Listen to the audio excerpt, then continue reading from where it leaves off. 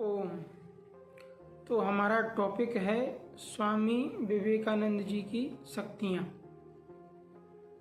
देखिए, शक्ति शब्द का अर्थ होता है ऊर्जा। साइंस में कार्य करने की क्षमता को ऊर्जा या शक्ति कहते हैं, लेकिन यहाँ शक्ति स्पिरिचुअल पावर, अध्यात्म की हो रही है। यहाँ बात हम अध्यात्म की कर रहे हैं। तो रामकृष्ण परमहंस जी की कृपा से विवेकानंद को अष्ट सिद्धियाँ प्राप्त थीं, जैसे लगीमा, गड़ीमा, अड़ीमा, ईसत्व, बसत्व, प्राकट्य और प्राकंपन। ये योग की विभूतियाँ हैं या साधना से प्राप्त क्षमताएं हैं जो आम मनुष्यों में नहीं होती, बल्कि एक साधक में होती हैं। स्वामी विवेकानंद जी की स्मरण शक्ति बहुत तेज थी, क्योंकि वो ध्यान करते थे, त्राटक और अभ्यास करते थे और अधिक समय बुक स्टडी करने में देते थे। वो जिस देश में भ्रमण किए, जहाँ जहाँ उन्होंने भ्रमण किया, वहाँ वो लाइब्रेरी खोजते थे और अत्यधिक किताबें पढ़ते थे। इससे उनके पास काफ़ी शब्दकोश और जानकारियाँ थीं। उन्होंने उस समय के युवाओं को संबोधित करते हुए कहा कि उठो, जागो और अपने लक्ष्य को प्राप्त करो। तो लोगों ने इस लाइन का अर्थ गलत ले लिया। लोगों को ये लगता है कि जो हमारा लक्ष्य है वो पाने की बात हो रही है। कोई यूपीएससी कर रहा है, कोई आईआईटी कर रहा है, कोई IEEE कर रहा है, कोई पीएमटी कर रहा है, तो उसको पाना हमारा लक्ष्य है। लोगों ने ऐसा अर्थ समझा। लेकिन स्वामी विवेकानंद जी स्वयं संसार को त्यागे, घर परिवार त्यागे, संन्यास लिए, साधना किए और परमात्मा की खोज में उन्होंने विश्व भ्रमण किया। चूँकि विश्व भ्रमण लोगों को धर्म का उपदेश, ज्ञान का उपदेश, लोगों को चीज़ें सिखाने के लिए किया, लेकिन परमात्मा की खोज में उन्होंने संन्यास लिया। तो वो जब ये कहते हैं कि उठो, जागो और अपने लक्ष्य को प्राप्त करो, तो इस लाइन का अर्थ है कि अपने समय को प्रमाद में, आलस्य में, व्यर्थ की चीज़ों में मत व्यर्थ करो। साधना करो और अपने अंदर जो परमात्मा है, जो योग की अवस्था से प्राप्त होता है, जो सत्य है, उसे जानो। क्योंकि स्वयं को जानना परमात्मा को जानना है। स्वयं को जानना कुछ ऐसा नहीं है कि किताबें पढ़ ली, कुछ साधनाएं कर ली या कुछ ध्यान कर लिया तो स्वयं को जान लिया। स्वयं को जानना एक प्रक्रिया है जो स्पिरिचुअल है, आध्यात्मिक है। जहाँ वेदांत की फिलॉसफी कहती है अहम ब्रह्मास्मि, कि बुद्धि उसी सनातन भाव में, उस अव्यक्त भाव में, उस परमात्मा भाव में स्थित हो गई, बुद्धि स्थित प्रज्ञ हो गई। ऐसी अवस्था स्वयं को जानना है। स्वयं को जानना एक अवस्था है, एक स्थिति है, एक स्टेज है जो साधना से प्राप्त होती है। दूसरे शब्दों में जब विवेकानंद जी कहते हैं उठो, जागो और अपने लक्ष्य को पाओ, तो वो असल में सत्य को जानने की बात कर रहे हैं, आत्मा को जानने की बात कर रहे हैं।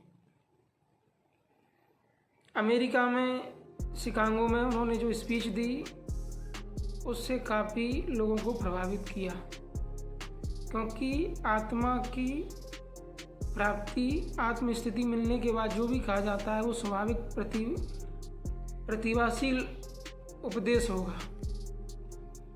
दूसरी बात, उन्होंने एक बुक लिखी है राजयोग। वैसे तो उन्होंने बहुत सी किताबें लिखी हैं, राजयोग, शिकागो वक्रता, भक्ति योग, श्रीमद् भागवत गीता पर भी व्याख्यान दिया है, कर्मयोग, निष्काम कर्मयोग।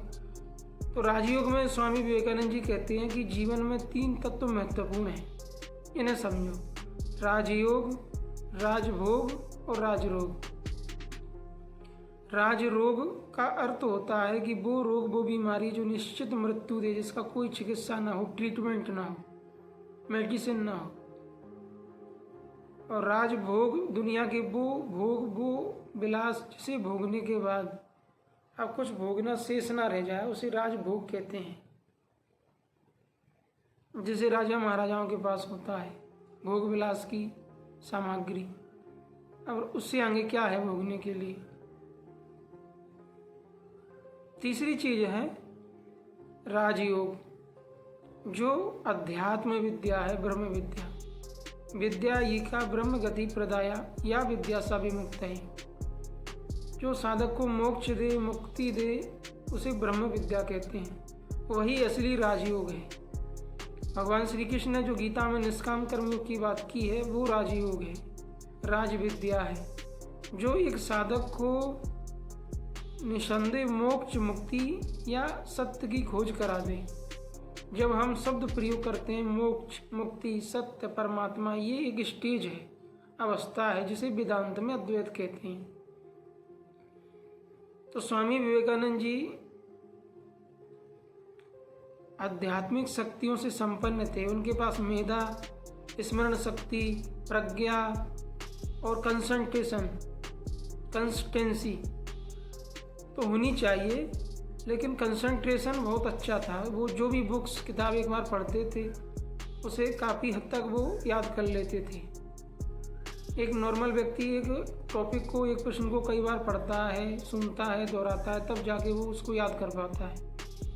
लेकिन ध्यान और एकाग्रता के कारण फोकस माइंड, यदि वो किसी चीज़ पर एकदम पूरा सेंट्रल फोकस करें तो एक ही बार में वो उस चीज़ को याद कर लेते थे।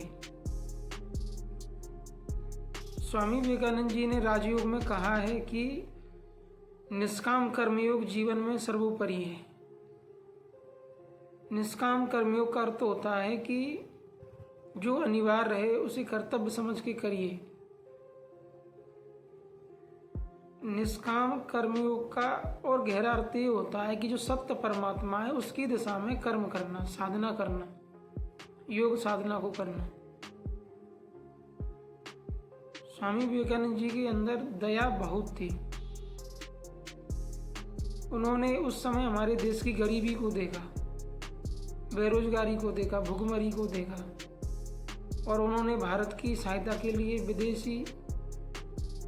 विदेश यात्रा की और लोगों से देश के लिए काफ़ी सहायता, अनुदान के लिए अपील की। तो गरीबी का अर्थ सिर्फ आर्थिक गरीबी नहीं होता है। किसी के पास धन नहीं है, किसी के पास अच्छा घर नहीं है, व्यवस्था नहीं है, तो वो गरीब है, पुअर है। गरीबी मानसिक होती है, चेतना में होती है, समझ में होती है। अज्ञान ही जीवन की सबसे बड़ी गरीबी है, और तत्व ज्ञान, सत्य की खोज ही जीवन की सबसे बड़ी अमीरी है। जैसा संत कहते हैं, लाख दौलत भी पाके भिखारी है वो, देवी दौलत अगर पास होती नहीं। दैवीय मतलब ईश्वरीय ज्ञान, सत्य का ज्ञान, धर्म का ज्ञान। वेदांत की फिलॉसफी में स्वामी विवेकानंद जी आस्था रखते थे।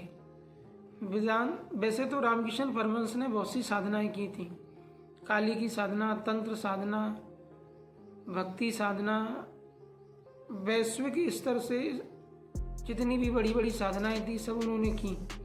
लेकिन स्वामी विवेकानंद जी को जो सिखाया वो था वेदांत की साधना, जो मोक्ष देती है, निवृत्ति देती है भव बंधनों से, जगत के समस्त दुखों से।